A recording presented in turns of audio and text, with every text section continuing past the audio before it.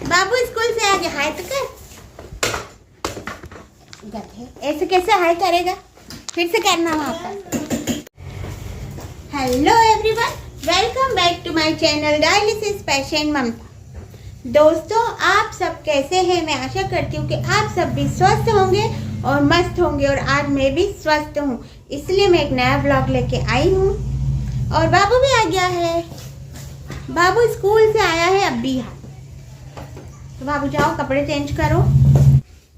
दोस्तों, इतने दिनों से मेरी तबीयत बहुत ख़राब थी, तो मैं कंप्लीट बेड रेस्ट पे थी। मतलब मैं कुछ भी खाना खाऊं तो मुझे वॉमिटिंग हो रही थी।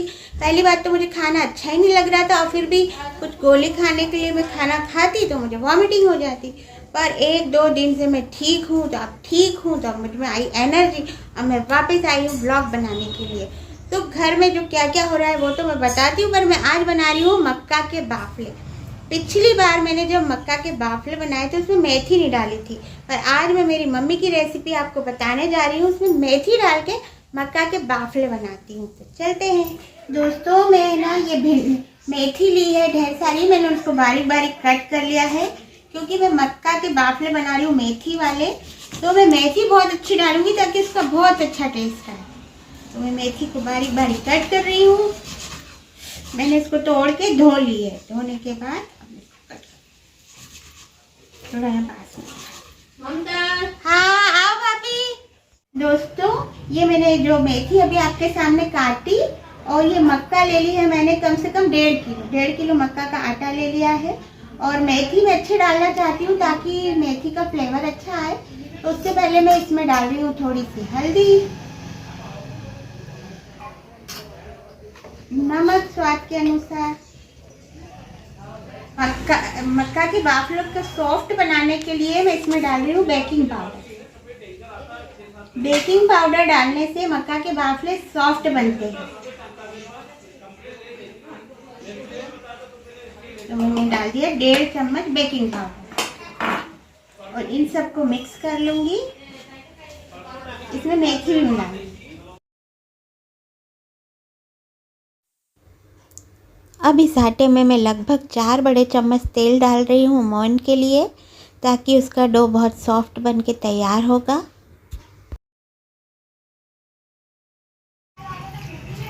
अब मैं पानी डाल के इस आटे को अच्छे से सन लूंगी।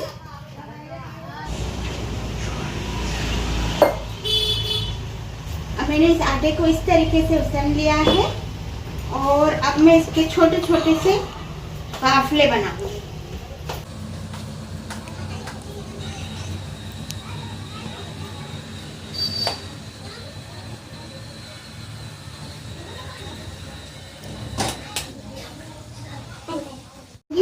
और मैंने इडली का एक साँचा स्टीम करने के लिए रख दिया है, और इसमें मैं ये बाफले रख दूँगी। ऐसे करके मैं सारे बाफले रख के इसको स्टीम कर लूँगी।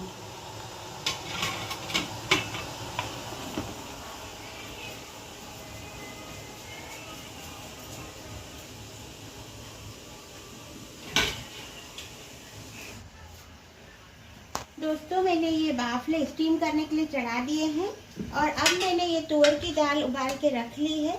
तुअर की दाल में मैंने थोड़ी सी चने की दाल डाली है, और उसमें 5 देसी टमाटर। जब मैंने उसे उबालने में रखा तो 5 देसी टमाटर भी इसी में बॉईल करने रख दिए थे। अब मैं इसका पेस्ट बना के इसे बघारती हूँ, फिर मैं बताऊँगी कि ये दाल कैसे बनी। दाल बघारने से पहले मैं सोच रही हूँ कि पहले चटनी बना लूँ। तो मैंने हरा धनिया, टमाटर, लहसुन, अदरक और मिर्ची ले ली है।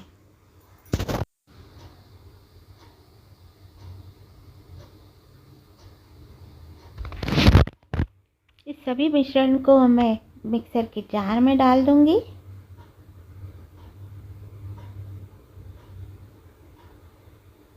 अब इसमें थोड़ा सा जीरा डाल रही हूँ,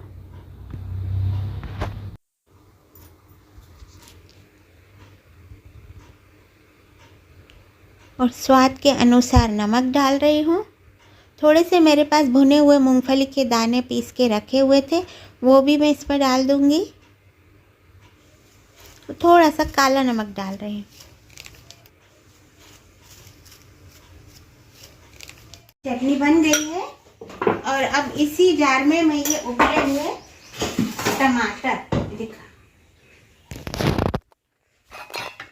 ये उबले हुए टमाटर को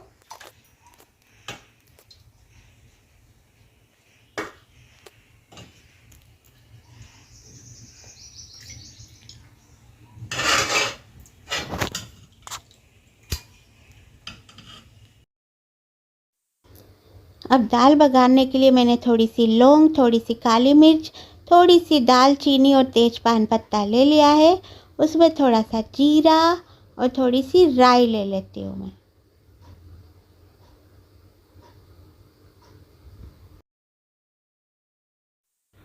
अब कढ़ाई में तेल गरम होने पे इसे डाल देती हूँ। ऊपर से मीठी नीम भी डाल ली है मैंने।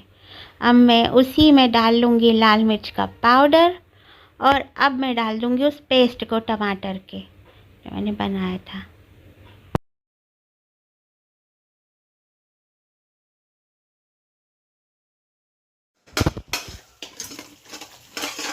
इसमें थोड़ा सा मैं थोड़े से मूंगफली के भुने हुए दाने अपने पास रखती हूँ, तो वो भी इसका पाउडर में थोड़ा सा डाल रही हूँ, जिससे दाल में टेस्ट बढ़ जाएगा।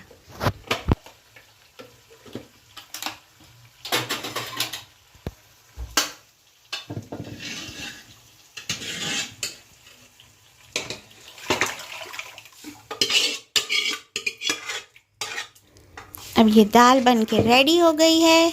अब ये बॉईल हो जाएगी तब मैं इसमें हरा धना डाल दूँगी खूब सारा।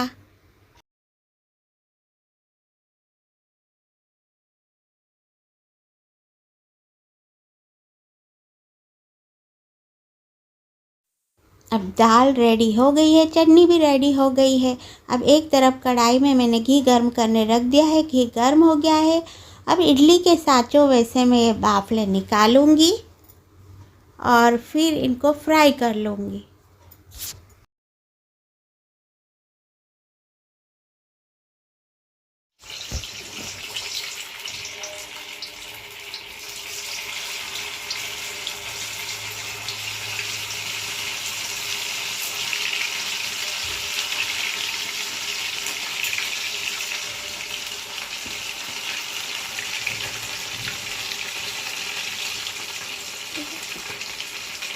ठीक है, हाँ बन गया।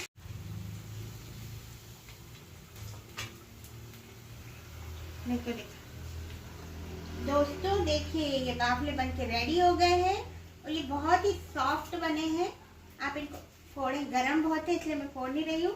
आप इसको खाएंगे तो इतने सॉफ्ट बनते हैं, बहुत टेस्टी लगते हैं। मैंने थोड़ा सा कस्टर्ड भी बना लिया था, बना के फ्रिज में रख दिया था। तो ये खाना हो गया है रेडी और अब हम सब खाएंगे। अभी कोचिंग जा रहा है तो उसे फिर दे देते हैं। ये अभी दोस्तों, अब हमारा खाना बन गया है और बाबू और मैं दोनों बैठ के खाना खा रहे हैं।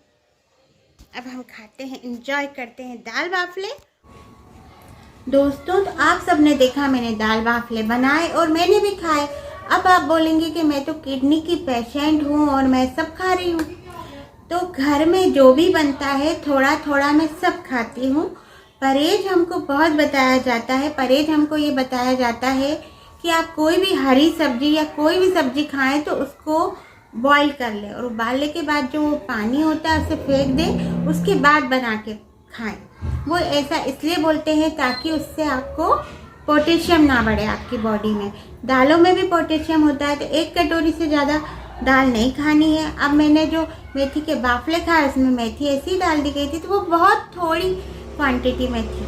भले ही वो बहुत ज़्यादा क्वांटिटी में आपको दिख रही थी, मगर जब मैंने 2 बाफले खाए, 2 भी पूरे नहीं खाए, 1.5 खाए, और उसमें थोड़ी सी ही मेथी डली थी।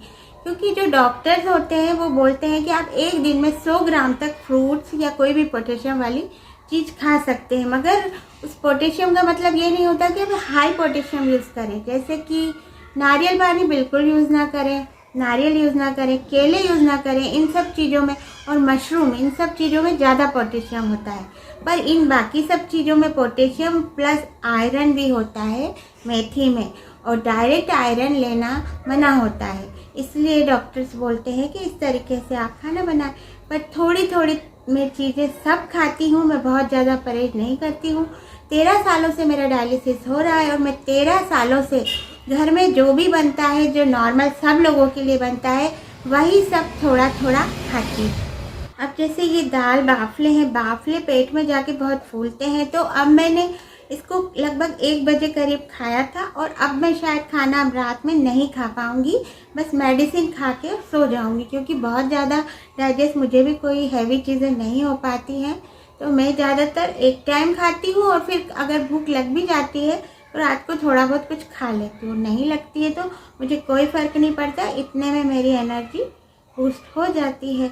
तो आज आपको मेरा वीडियो कैसा लगा? अगर अच्छा लगा हो तो लाइक शेयर कमेंट ज़रूर करिएगा, और जो भी मेरे चैनल पर नए हो मुझे सब्सक्राइब कर लीजिएगा। Thanks for watching, bye bye.